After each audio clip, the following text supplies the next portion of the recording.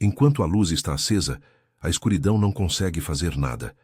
Imagine alguém caminhando num corredor à noite, tropeçando em móveis que não vê, coração acelerado, passos curtos, e então alguém aproxima a mão e acende uma lâmpada. Num instante, aquilo que era perigo se revela caminho. Aquilo que era medo se revela contorno da casa. A Páscoa é essa lâmpada. A Páscoa é a luz que, entrando na nossa história, transforma a sobrevivência em vida plena. Você vive ou apenas sobrevive sem essa luz? Muitos entre nós conhecem a Bíblia, entendem os rituais, vão à igreja nos momentos certos. Mas há uma diferença entre saber sobre a luz e deixá-la entrar na casa do seu coração. Há pessoas que por fora parecem bem, emprego, família, compromisso, e por dentro sentem que algo morreu lentamente. O entusiasmo, a esperança, a fé de que as coisas podem melhorar. Outros se debatem na dúvida, no cansaço existencial, sem saber para onde olhar. E há aqueles que reconhecem que hábitos fora do controle, hábitos que prendem, têm roubado a liberdade que Deus ofereceu. Se Jesus é tão central, por que tanta gente vive com o interruptor desligado? Antes de seguir, reserve um instante para olhar para dentro. Onde você está hoje? Respire fundo e perceba honestamente. Você está vivendo a vida que Deus ofereceu ou tem apenas sobrevivido aos dias? Se esta palavra está chegando no seu coração, fica comigo. E se quiser meditar mais profundamente sobre João 1, há um devocional gratuito na descrição deste vídeo que pode te acompanhar passo a passo. Existem 3 estratégias claras que o inimigo usa para impedir a vida de florescer em nós. Não estou falando de teorias bonitas, estou falando de coisas que vemos em pessoas reais, que já passaram por esta igreja e por muitas casas. O espírito de morte, a escuridão que confunde e a escravidão que amarra. Eu vou nomear cada uma e mostrar o antídoto bíblico para que você possa identificar onde está ferido e como a Páscoa oferece cura. A primeira estratégia é o espírito de morte. Não me interprete mal. Falo tanto de morte física quanto, e ainda mais, de morte emocional e espiritual. É o desânimo que corrói sonhos, a depressão que engole manhãs, o pânico que impede de agir. É aquela sensação de estar cansado de tentar, de acreditar mais no problema do que na promessa. Esse espírito trabalha quieto. Ele sussurra que você já foi tarde demais, que a sua história não tem mais reviravolta. E muitos o deixam morar ali como se fosse uma visita que nunca vai embora. A segunda estratégia é a escuridão. Não apenas ausência de informação, mas uma confusão que embaralha visão e vontade. A escuridão é dúvida que paralisa, é falta de direção que transforma escolhas simples em labirintos.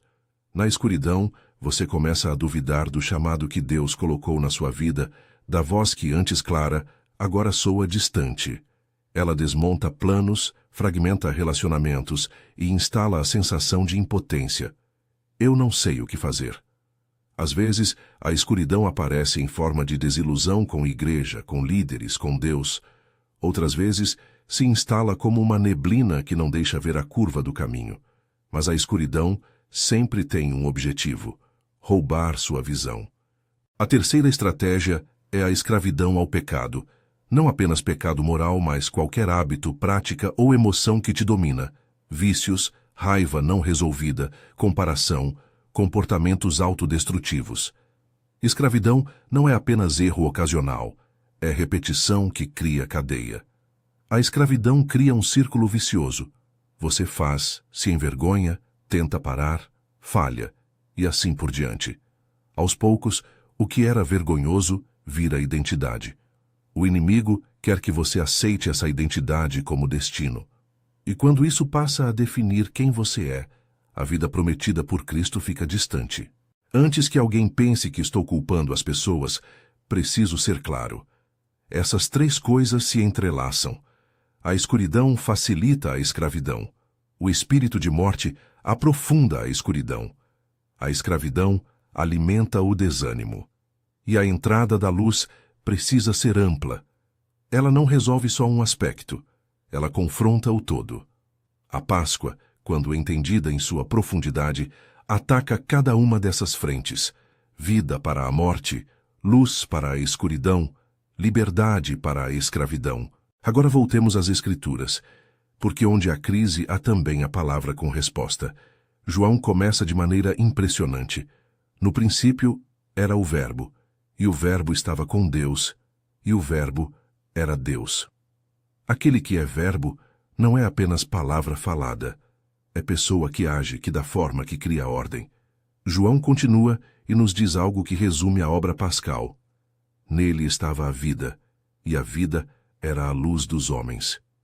Vida e luz estão juntas aí, indissociáveis. O Verbo que veio ao mundo trouxe algo que todo coração humano anseia: vida plena, e essa vida é luz. Quando João Batista aponta para Jesus, ele profere uma frase que muda tudo.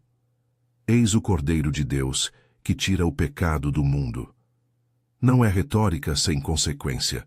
É um anúncio de eficácia divina sobre aquilo que nos aprisiona. O Cordeiro não apenas marca um sacrifício, ele inaugura uma nova lógica. Onde o pecado tinha a última palavra, agora há um preço pago que quebra o ciclo. Onde a morte governava, a ressurreição abre a porta. Mas o que significa, concretamente, que Jesus é vida e luz para a sua história? Significa, antes de tudo, que onde se instala a presença dele, algo muda de modo definitivo. Vida não é apenas existir, é qualidade, é vigor, é sentido. Luz não é só claridade, é visibilidade, não apenas para ver coisas externas, mas para enxergar o seu próprio coração, as raízes do problema, os passos a tomar. Se a Páscoa é apenas um evento ocorrido há 2000 anos, então a nossa fé fica reduzida à memória. Se, porém, a Páscoa é a entrada de vida e luz no presente, ela transforma decisões, escolhas repetidas e, ao final, o destino. Permita-me contar uma história comum sem nomes, porque pode ser sua ou de alguém que você conhece. Havia uma mulher que todos admiravam. Era eficiente no trabalho, organizada na casa, mãe presente. Por fora, estabilidade. Por dentro, uma tristeza que começou sutil. Perda de prazer, insônia, medo de que tudo desmoronasse. Ela tentou ser forte, procurou ajuda médica e fez o que podia, mas havia uma sensação de opressão que acompanhava suas noites. Quando alguém a convidou para meditar João 1, ela leu aquelas palavras com outra lente. O Verbo trouxe vida. Ela não caiu numa conversa simplista de fé x ciência. Ela procurou apoio clínico, mas também permitiu que a luz de Cristo iluminasse as feridas que o tratamento sozinho não alcançava. Em meses com terapia, medicação quando necessário, comunidades que a apoiavam e uma disciplina espiritual humilde, leitura breve da palavra, orações curtas, rotina de gratidão, a vida voltou a brotar. A Páscoa ali não operou como mágica, operou como uma presença transformadora que deu sentido e combustível ao processo de cura. Esse exemplo serve para lembrar algo fundamental. A presença de Cristo não elimina a necessidade de ação humana. Ao contrário, a vida que Ele dá nos convoca a agir. A graça não substitui a responsabilidade, ela a capacita. Aceitar o Cordeiro é receber o perdão que liberta do poder do pecado, mas também significa assumir com Deus o trabalho de construção de novos hábitos, de novos padrões de decisão. A transformação é tanto divina quanto humana, uma cooperação. Deus age, você decide e persevera. Quando Paulo fala de compartilhar a cruz e a ressurreição, ele está nos chamando para uma vida prática. Não é sobre slogans bonitos, é sobre escolhas repetidas. Cada decisão que você toma na mesma direção vai moldando um destino. Se você decide dia após dia abrir a Bíblia por 5 minutos, orar, prestar atenção à sua família, procurar ajuda quando o desespero aparece, você estará com ações concretas, permitindo que a ressurreição transforme rotinas e, finalmente, história. A Páscoa não é só um domingo. É um modo de viver que começa com uma decisão e se firma em hábitos. Voltando a João, note a imagem. A luz brilha nas trevas, e as trevas não prevaleceram contra ela. Não é que a treva não tente, ela sempre tentará. Mas a luz age de modo contínuo, e a treva, por mais estratégica, não vence a presença da luz. Isso dá esperança, porque não estamos apenas reagindo a crises, estamos posicionando uma verdade eterna na nossa vida. A ressurreição é o acontecimento que demonstra: a última palavra não pertence à morte. Ainda assim, existe uma pergunta difícil que preciso fazer a você. Se a Páscoa tem esse poder, por que alguém escolheria viver no escuro?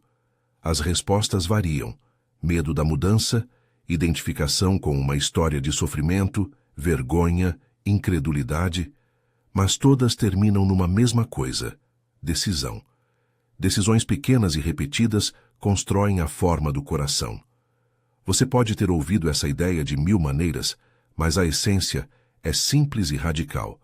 Aceitar a vida que Cristo oferece exige um sim inicial e uma longa série de sim subsequentes. Aqui entra um ponto prático que quero enfatizar desde já. Reconhecer onde você está é tão importante quanto decidir mudar. Muitas vezes queremos saltar direto para a promessa sem perceber que não identificamos nem nomeamos o problema. Diga para si mesmo com coragem: estou num lugar de morte emocional. Ou, estou preso a um hábito que me escraviza. Ou, sinto-me perdido e sem direção. Nomear é o primeiro passo para quebrar o poder e, em seguida, procure suporte, uma comunidade que te segure, uma liderança que te guie, ajuda profissional se for o caso. A fé não exclui a ciência. Ela a complementa. Algumas pessoas vão perguntar agora: isso significa que, se eu crer, tudo ficará fácil? Não. A Páscoa não promete uma vida sem problemas. Promete presença, sentido e vitória última.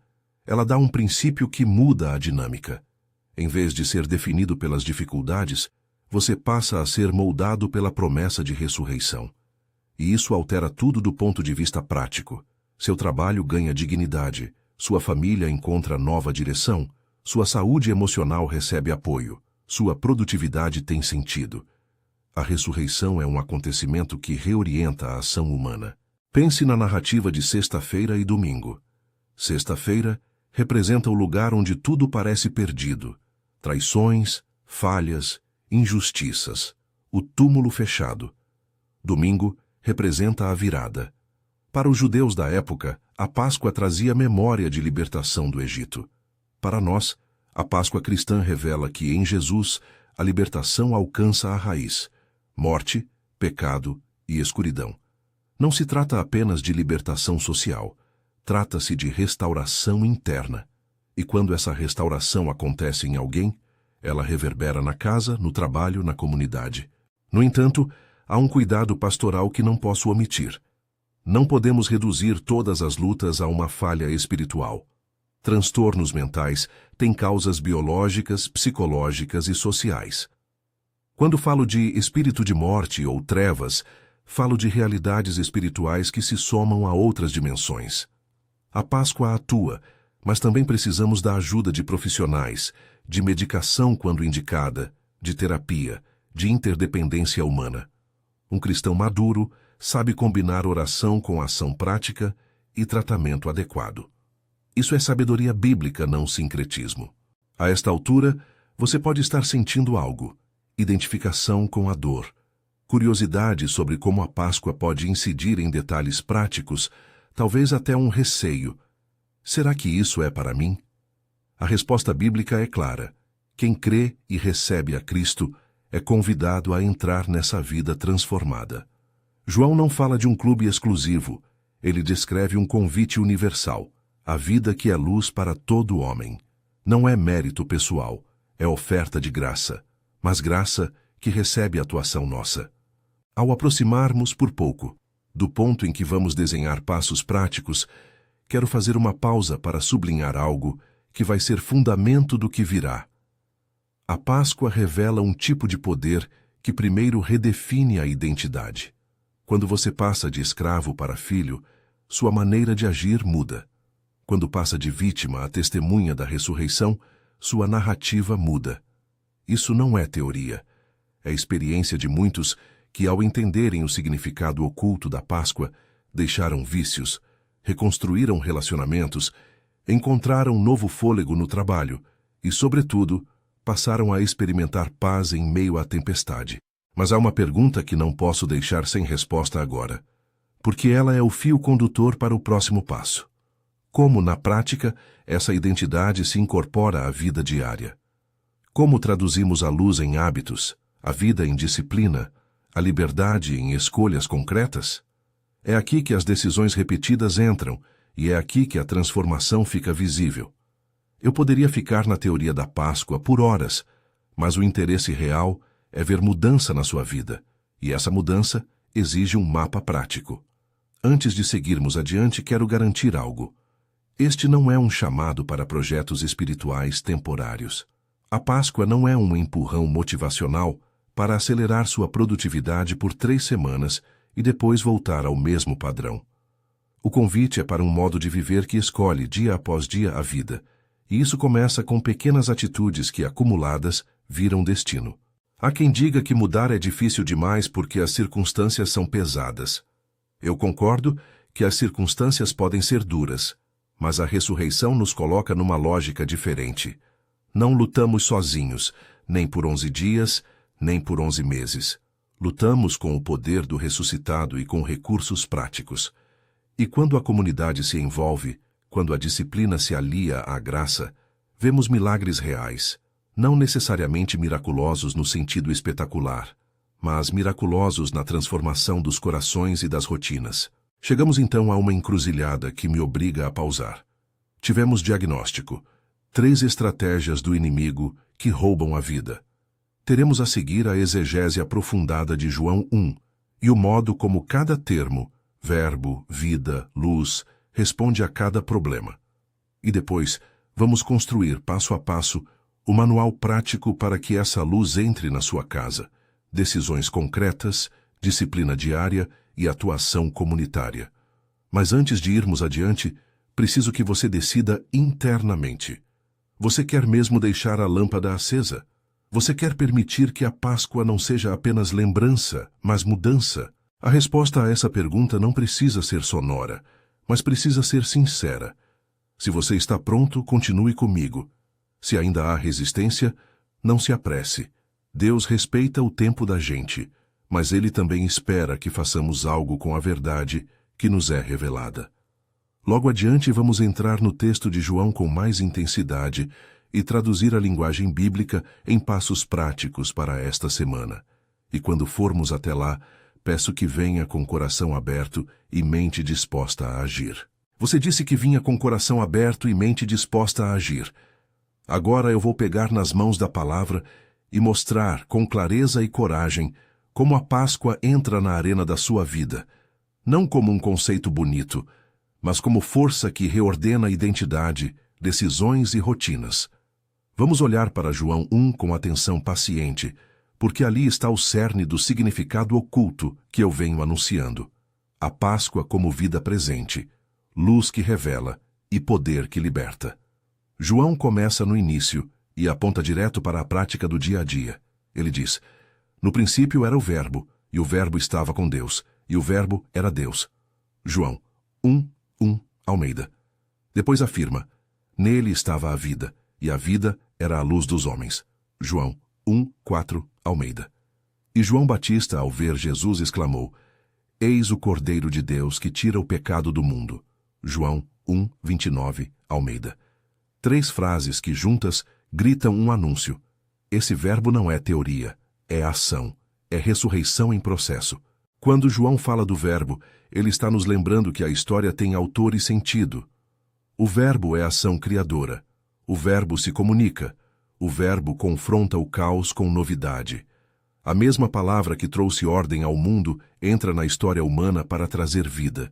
Observe, nele estava a vida. Não uma promessa vaga, mas uma realidade oferecida agora. E a vida era a luz dos homens. A vida e a luz são colegas inseparáveis, onde a presença vital do ressuscitado passa a haver visibilidade interior. A escuridão perde seu domínio porque aquilo que se instala em você passa a iluminar as raízes. Agora, Aplique isso às 3 frentes onde o inimigo trabalha. Primeiro, o espírito de morte. Quando a vida de Cristo entra, ela não nega a dor, mas a circunda e redefine seu significado. Não vou minimizar o cansaço, a depressão ou o pânico. São reais, exigem atenção clínica e pastoral.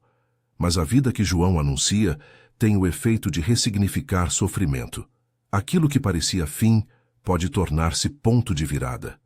Em vez de você ser definido pela exaustão, a presença de Cristo convida você a uma narrativa diferente. Da derrota à resistência, da desistência à perseverança. Isso acontece quando a sua identidade muda.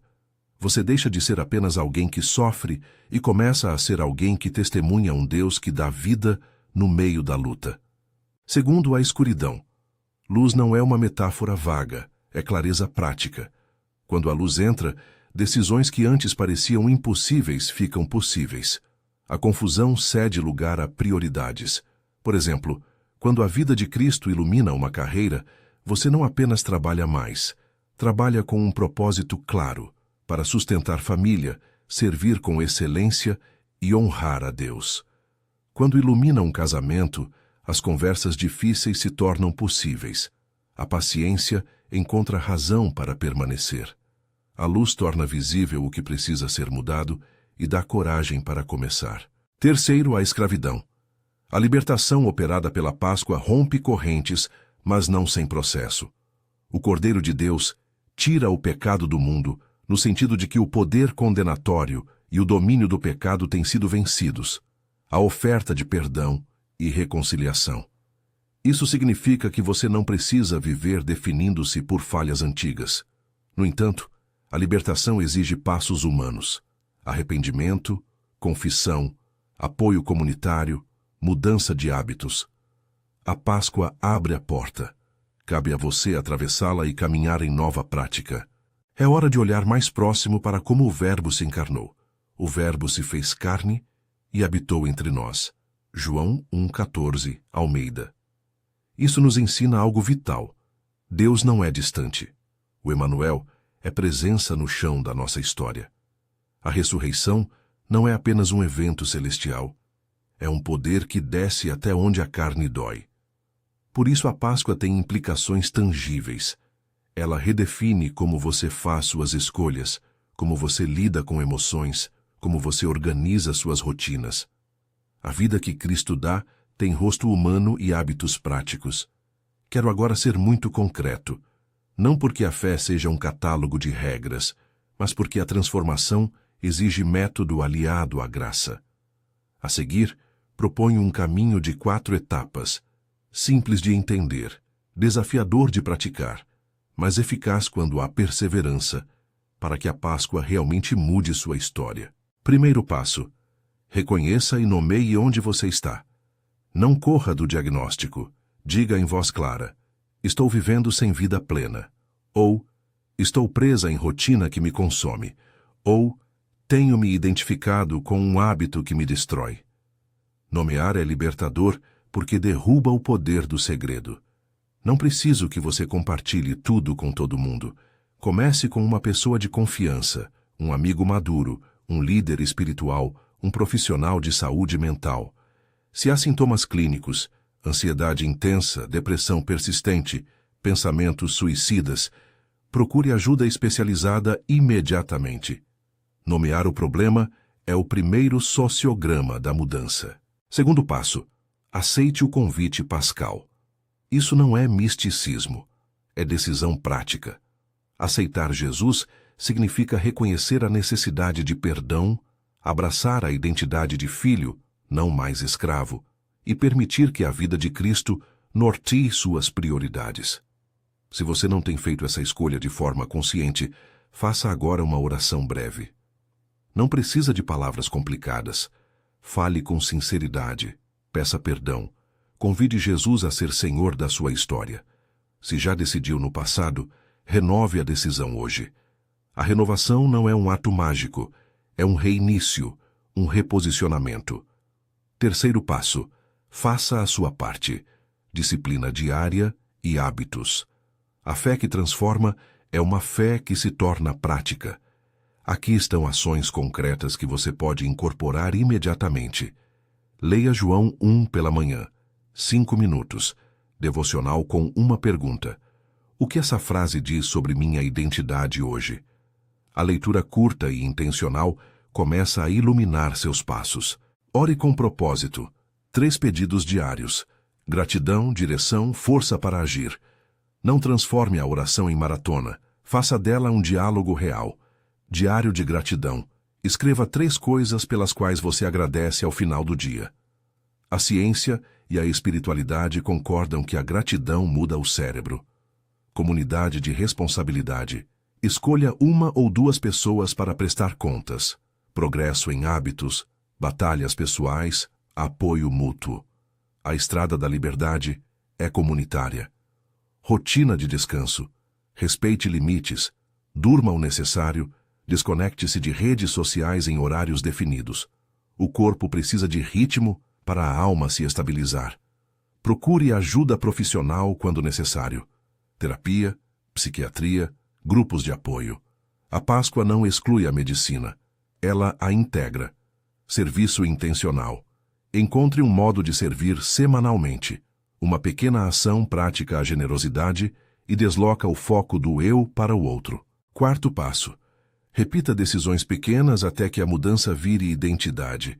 A transformação duradoura não é um único ato heróico, é uma sucessão de pequenos sims que, acumulados, moldam destino. Se você abre a Bíblia 5 minutos todos os dias por 6 meses, vai notar diferença no seu olhar. Se confessa hábitos com alguém e traça um plano de substituição, o comportamento perde sua força cumulativa. A repetição cria novos caminhos no coração. Uma mudança diária, por menor que seja, tem força histórica. Permita-me ilustrar com 2 exemplos cotidianos, que não são exageros, mas trajetórias possíveis. Um empreendedor que estava à beira do colapso, trabalhando em excesso, com medo de perder tudo, decidiu aplicar a prática da luz.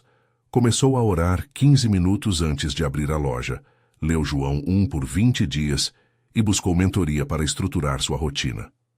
Não foi um passe de mágica, teve noites ruins, clientes perdidos, contas apertadas, mas, passo a passo, reestruturou prioridades, melhorou a gestão, aprendeu a delegar e a confiar em decisões mais acertadas. O resultado? Não foi uma riqueza automática, mas estabilidade, paz para tomar decisões e uma perspectiva de crescimento sustentável alinhada à integridade. Outra história. Um jovem preso a um ciclo de comparações e ansiedade por redes sociais. Ele decidiu por um experimento. Apagar os aplicativos por 2 semanas, participar de um grupo pequeno de leitura bíblica e aprender a meditar em 3 versículos toda manhã. Aos poucos, a ansiedade diminuiu, a esperança ressurgiu, as relações pessoais floresceram. Essas mudanças práticas não se dão sem luta, mas se dão quando a luz tem espaço para penetrar. Agora, eu preciso falar de algo sério. Nós não podemos usar a Páscoa como escudo para evitar consequências responsáveis. A presença de Cristo nos liberta, mas não nos exime do trabalho humano. Não há um botão da fé que aciona riqueza instantânea, cura automática ou eliminação de dores. A promessa bíblica inclui provisão e cuidado, mas também pede sabedoria, esforço e perseverança. Onde a palavra promete bênção, ela também chama ao arrependimento, à obediência e à diligência. Chegamos então ao ponto onde a pregação vira convite prático de ação. Se a Páscoa é a lâmpada que ilumina o corredor da sua existência, estou te convocando a 2 coisas agora. Primeiro, a decisão sincera, um sim, que recomeça o caminho.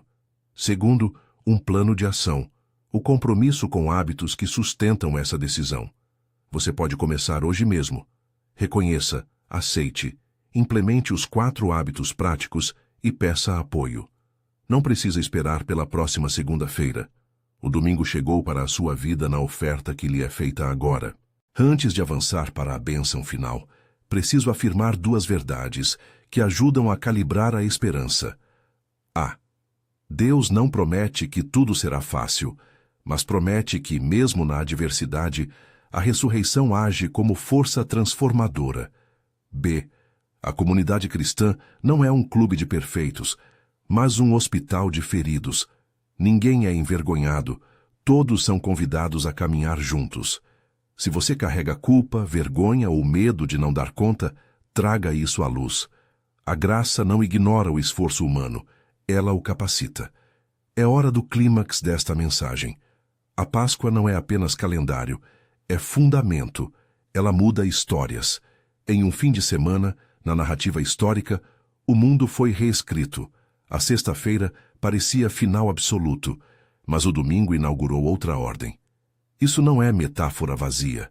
Quando a ressurreição entra em sua vida, decisões passam a ser tomadas sob outra lógica. A vida prevalece sobre a simples sobrevivência. E isso transforma trabalho, família, saúde emocional e propósito. Agora eu faço um convite direto, sem floreios. Se neste momento você sente no coração que quer aceitar essa vida, faça uma oração simples comigo. Não por espetáculo, mas como um ato pessoal entre você e Deus. Se preferir, faça em silêncio. Se quiser dizer em voz alta, diga.